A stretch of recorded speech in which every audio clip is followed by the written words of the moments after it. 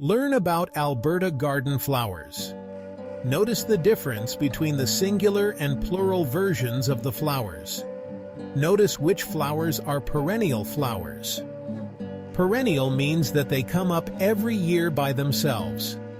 Notice which flowers are annual flowers. Annual flowers have to be planted or grown from seed every year. What is this flower? This is a geranium. Geraniums are annual flowers. What are these flowers? These are petunias. Petunias are annual flowers. What is this flower? This is a wild rose. Wild roses are Alberta's official flower. They are perennial flowers.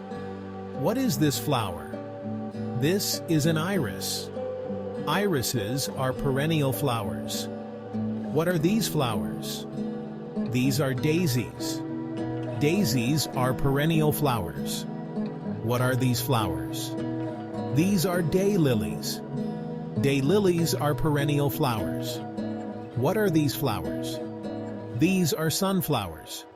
Sunflowers are perennial flowers. What are these flowers? These are marigolds.